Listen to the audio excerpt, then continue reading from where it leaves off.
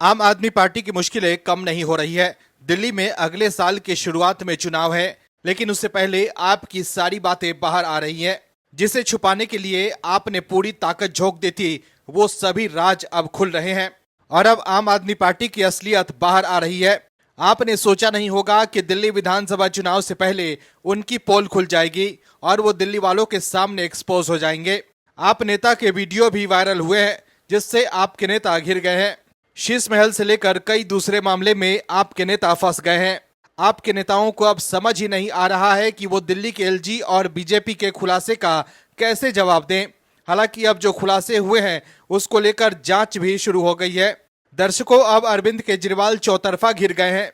इस खबर में आगे बताएंगे आपको सब कुछ डिटेल में कि कैसे केजरीवाल एंड कंपनी की बढ़ गई है आफत। इसके अलावा इस खबर में आपको ये भी बताएंगे कि कैसे बीजेपी के धांसू फैसलों की वजह से दूसरे विपक्षी दल भी चिंतित है। उन्हें भी डर सता रहा है कि उनका अब क्या होगा। इन सभी खबरों के बारे में बताएंगे आपको इस वीडियो में, तो बने रहिए हमारे साथ अंत तक और देखिए हमारी ये खास रिपोर्ट। दर्शकों, अगले साल की शुरुआत में दिल्ली में चुनाव होना है, लेकिन उससे पहले आम आदमी पार्टी के साथ कुछ भी अच्छा नहीं हो रहा है। आपके नेता अब एक के बाद एक मामले में फंसते जा रहे हैं और दिल्ली वालों के सामने आपकी पोल खुलती जा रही है। दर्शकों, अरविंद केजरीवाल अब एक नए मामले में फंस सकते हैं, क्योंकि एक और मामले में जांच शुरू हो गई है। दर्शकों, दिल्ली की सत्ता पर काबिज आम आदमी पार्टी के नेता कहते रहे हैं कि जी हम गरीबों का कल्याण करने आए हैं, हम दिल्ली की गरीब जनता को गुर्बत से निकालने आए हैं। लेकिन सच तो ये है दर्शकों कि आपने जनता की रोटी ही छीन ली है, उसके हक का राशन ही छीन लिया है, सब कुछ छीन लिया है और थमा दिया है तो हाथ में शराब की बोतल एक के साथ एक फ्री देकर। आपके नेता कह रहे थे कि जी हम आम आदमी की सरकार है, क्योंकि हम खुद आम आदमी हैं, हमसे आम लोगों का जीवन देखा ही नहीं जाता है। लेकिन दर्शकों, राजनीतिक चकाचौंध और पैसों ने आपको ऐसा प्रभावित किया कि आपने देखते ही देखते पैसा कमाने की जिद पाल ली और जनता को लूटना शुरू कर दिया। अपने लिए शीश महल भी बनवा लिया और शराब घोटाले मामले में आपके नेता फंस गए, जिसके कारण वो सलाखों के पीछे भी पहुंच गए। इसमें खुद अरविंद केजरीवाल भी शामिल हैं। दर्शकों, समझने की जरूरत है कि आपकी सिर्फ बतौलीबाजी ही उन्हें ले डूबी और अब आपकी सरकार पर जो आरोप लग रहे हैं उससे वो मुश्किल में फंस सकते हैं। दरअसल शीश महल में रहने वाले आपके नेताओं पर अब गरीबों का हक मारने का आरोप लग रहा है। दिल्ली की सत्ता पर काबिज आम आदमी पार्टी की सरकार और राजभवन के बीच टकराव का एक नया मोर्चा खुलता नजर आ रहा है। उपराज्यपाल वीके सक्सेना ने मुख्य सचिव को 90,000 गरीब लोगों को राशन कार्ड जारी करने में कथित असफलता की जांच करने का निर्देश जारी किया है। दिल्ली के उपराज्यपाल वीके सक्सेना ने विधानसभा में विपक्ष के नेता विजेंद्र गुप्ता की अपील पर मुख्य सचिव को दिल्ली सरकार की तरफ से 90,000 गरीब जनों को राशन कार्ड जारी करने में कथित विफलता की जांच करने का निर्देश दिया है। बीजेपी नेता विजेंद्र गुप्ता ने दिल्ली की आप सरकार पर आर्थिक तौर पर कमजोर परिवारों की उपेक्षा करने का आरोप लगाया है। उन्होंने ये भी दावा किया है कि दिल्ली की आप सरकार ने हजारों लोगों को भोजन तक उनकी उचित पहुंच से दूर कर दिया है। उन्होंने कहा कि 90,000 गरीब परिवारों के राशन कार्ड बन जाते तो उनको प्रधानमंत्री नरेंद्र मोदी के नेतृत्व में केंद्र सरकार द्वारा हर महीने 35 किलो राशन मुफ्त में मिल रहा होता, किंतु आप सरकार ने इन्हें फ्री के अन्न से वंचित रखा। बीजेपी नेता विजेंद्र गुप्ता का कहना है कि केंद्र सरकार ने निचले तबके के परिजनों को भी राशन देने के मकसद से अन्त्योदय अन्न योजना का शुभारंभ किया था। इस योजना के अंतर्गत 2011 की जनगणना के मुताबिक दिल्ली के अति गरीब 1,56,800 परिवारों को हर माह 35 किलो राशन देने का प्रावधान किया गया था। इस राशन में 21 किलो गेहूं, 14 किलो चावल और 1 किलो चीनी भी उपलब्ध कराई थी। उन्होंने कहा कि 2015 में जब आम आदमी पार्टी की सरकार सत्ता में आई थी, उस समय इस योजना के तहत 76,458 गरीब परिवारों को राशन मिल रहा था। लेकिन आज लगभग 10 साल बीत जाने के बाद इनकी संख्या घटकर 66,532 हो गई है। इस हिसाब से 1,56,000 में से बचे हुए 90,000 गरीबों को राशन कार्ड दिए जा सकते थे, लेकिन मौजूदा सरकार ने इन पर ध्यान नहीं दिया। दर्शकों, आपकी दिल्ली सरकार पर अब गरीबों का हक मारने का आरोप लग रहा है। अरविंद केजरीवाल और आपके नेता शीश महल और बड़े बंगले के लिए लड़ रहे हैं, लेकिन गरीबों के लिए सिर्फ पीएम मोदी लड़ रहे हैं। पीएम मोदी चाहते हैं कि कोई भी गरीब भूखा ना सोए, लेकिन आम आदमी पार्टी पर आरोप लगे हैं कि उसकी वजह से 90,000 गरीबों को राशन कार्ड नहीं दिए गए हैं, जो कि काफी गंभीर है। आम आदमी पार्टी एक के बाद एक नए मामले में घिरती जा रही है। दिल्ली में अगले साल की शुरुआत में विधानसभा चुनाव होना है, लेकिन उससे पहले आपकी मुश्किलें कम नहीं हो रही है। एक के बाद एक मामले में आपके नेता एक्सपोज होते जा रहे हैं। वहीं अब दिल्ली के मुख्यमंत्री आतिशी द्वारा एक अच्छा खासा बवंडर कर दिया गया है। दर्शकों, आतिशी ने एक ऐसी बात कह दी है जिससे अटकलें ये लगने लगी है कि क्या ये आपका चाल चरित्र और चेहरा है? क्या लोगों को ठगना, जनता के साथ वादा खिलाफी करना, क्या जनता को वादे का झुंझुना पकड़ाकर गुमराह करना, क्या यही आपकी सरकार और अरविंद केजरीवाल का असली चेहरा है? क्या आपके नेता दिल्ली को अव्यवस्था के अंधेरे में झोंक देना चाहते हैं? क्या दिल्ली की जनता के हक उन्हें मुकम्मल रूप से कभी नहीं मिलेगी? आखिर क्या है कारण जो ऐसी बात होने लगी है? दरअसल एक वायरल वीडियो से आम आदमी पार्टी घिर गई है।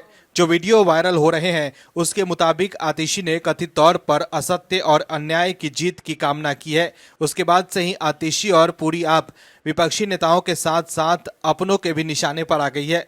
दोस्तों, दिल्ली की खराऊ मुख्यमंत्री आतिशी दशहरे पर आयोजित एक कार्यक्रम में हिस्सा लेने पहुंची थी। उनके इस कार्यक्रम का एक वीडियो सोशल मीडिया पर काफी वायरल हो रहा है।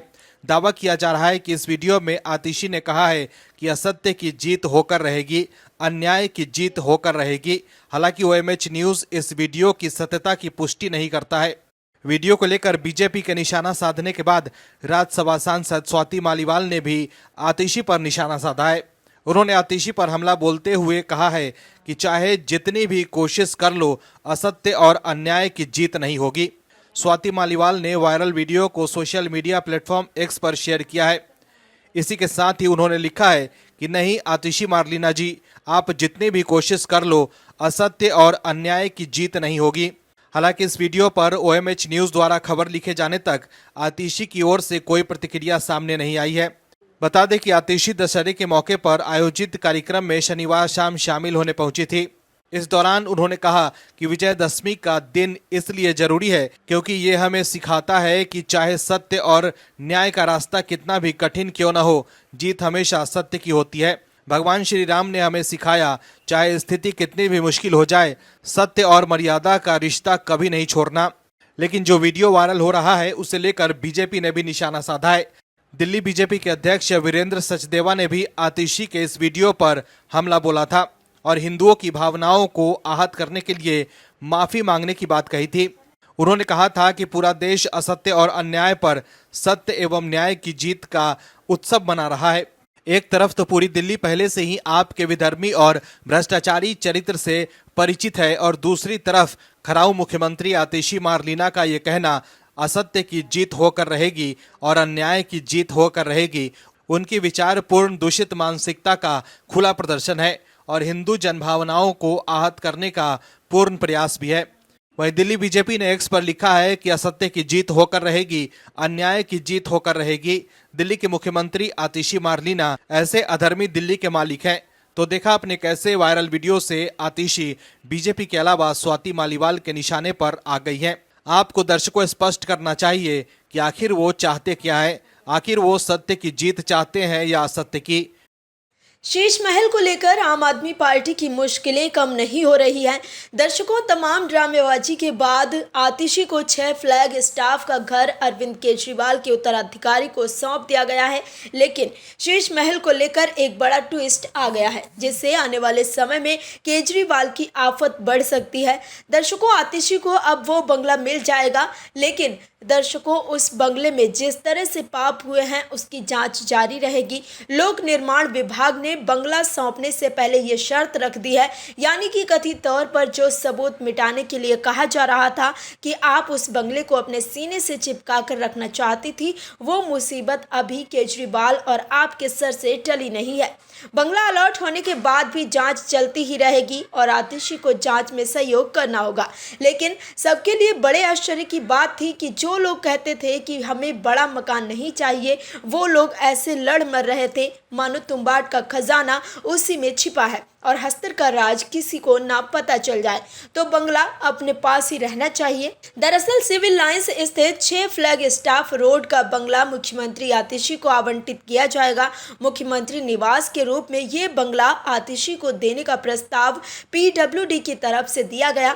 आतिशी द्वारा इसे स्वीकार करने पर कुछ शर्तों के साथ उन्हें बंगला आवंटित कर दिया जाएगा। इसमें महत्वपूर्ण शर्त है कि ये आवास CBI जांच के दायरे में है, इसलिए जांच में उन्हें सहयोग करना होगा।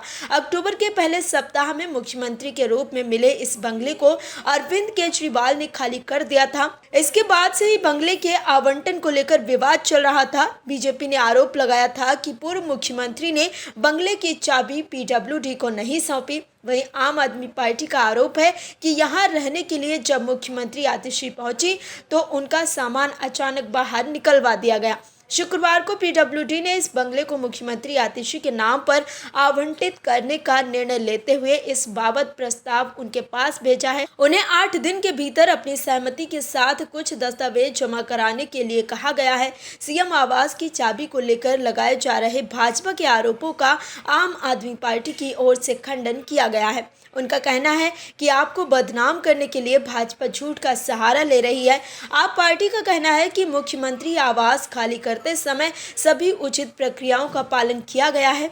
घर की चाबियां औपचारिक रूप से पूर्व मुख्यमंत्री द्वारा PWD अधिकारियों को दी गई थी। विधानसभा में नेता प्रतिपक्ष विजेंद्र गुप्ता ने शुक्रवार को आरोप लगाया कि CM और मंत्रियों के दफ्तरों को सजाने में 87 करोड़ रुपए खर्च किए गए हैं।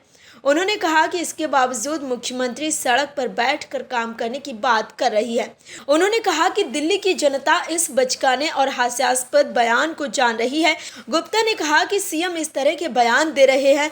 अगर ये खर्चा राजधानी की सड़कों पर किया जाता तो उनकी हालत सही होती। दोस्तों, इतना ध्यान आप शुरू से जनता की समस्याओं पर देती तो केजरीवाल को इतनी जहमत उठानी ही नहीं पड़ती। हरियाणा में जीत के साथ ही बीजेपी फ्रंट फुट पर है तो वहीं विपक्ष बैक फुट पर आ गई है। विपक्ष के नेताओं को अब बीजेपी से डर लगने लगा है कि बीजेपी अंदर ही अंदर खेल कर देती है और वो हाथ मलते रह जाते हैं। अब बीजेपी महाराष्ट्र को लेकर एक्शन में है और हरियाणा की तरह बीजेपी ने महाराष्ट्र फतेह का प्लान बना लिया है, जिससे उद्धव ठाकरे गुट से लेकर कांग्रेस और शरद पवार चिंतित हैं। उद्धव गुट के नेता संजय राउत तो NDA सरकार के फैसले से तिलमिला गए हैं। दरअसल जम्मू कश्मीर और हरियाणा चुनाव प्रक्रिया खत्म होने के बाद अब महाराष्ट्र के चुनावों का ऐलान होना है। इससे पहले राज्य में सरकार की तरफ से लिए जा रहे ताबड़तोड़ फैसलों पर शिवसेना UBT नेता संजय राउत ने सवाल खड़े किए हैं। संजय राउत ने कहा है कि केंद्र और राज्य सरकार जनता को भ्रमित करने के लिए घोषणाएं कर रही है।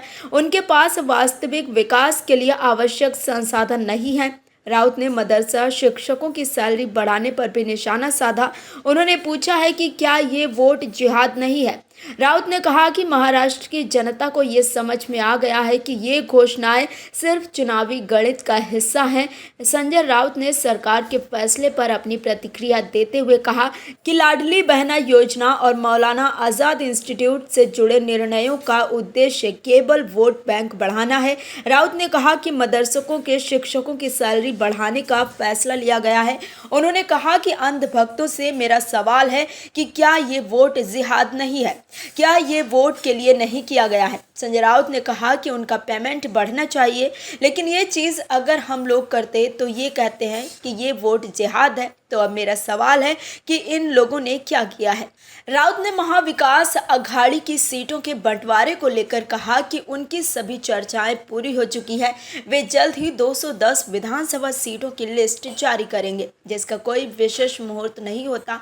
उन्होंने कहा कि महाराष्ट्र में विधानसभा चुनाव की तैयारी पूरी हो चुकी है और महायुति में सब कुछ गड़बड़ है। हरियाणा में चुनाव में बीजेपी को मिले वोटों को लेकर संजय राउत ने कहा कि बीजेपी को महज 0.6% वोट ज्यादा मिले, लेकिन फिर भी उन्हें 30 सीटों का फायदा कैसे हुआ, ये गंभीर सवाल है। उन्होंने चुनाव आयोग पर भी सवाल उठाया और कहा कि जनता को ये सोचना चाहिए कि क्या यहाँ भी गड़बड़ी हो रही है। दरअसल महाराष्ट्र को लेकर बीजेपी एक्शन में है और लगातार फैसले ले रही है। महाराष्ट्र में भाजपा, एनसीपी, शिवसेना सरकार ने ओबीसी के साथ साथ एससी यानी अनुसूचित जाति के वोटरों को भी लुभाने का दांव चला है। एकनाथ शिंदे के नेतृत्व वाली महायुति सरकार ने राज्य अनुसूचित आयोग को संवैधानिक दर्जा देने वाले अध्यादेश पर मुहर लगा दी है। इसे अगले विधानमंडल के सत्र में पेश किया जाएगा। महाराष्ट्र सरकार के इन दो फैसलों को चुनाव से पहले बड़ा कदम बताया जा रहा है। सियासी पंडित इसे महाराष्ट्र में ओबीसी और एससी वोटर्स को लुभाने की कोशिश के तौर पर देख रहे हैं। राहुल गांधी भी ओबीसी और एससी वोटर्स को लुभाने की कोशिश में है। यही वजह है कि वो बार बार जाति जनगणना की बात करते रहे हैं। ऐसे में इस फैसले से बीजेपी ने महाराष्ट्र में विपक्ष की नींद उड़ा दी है। यही वजह है कि संजय राउत भड़क गए हैं, क्योंकि मदरसा शिक्षकों की सैलरी बढ़ाने से ओबीसी के साथ अगर एनडीए गठबंधन ने मुस्लिम वोट बैंक में सेंध लगा लिया तो विपक्ष का खेल खत्म ही समझो। Bureau report, OMH news. और भी वीडियोस देखने के लिए चैनल को सब्सक्राइब करें और बेल आइकन को दबाएं।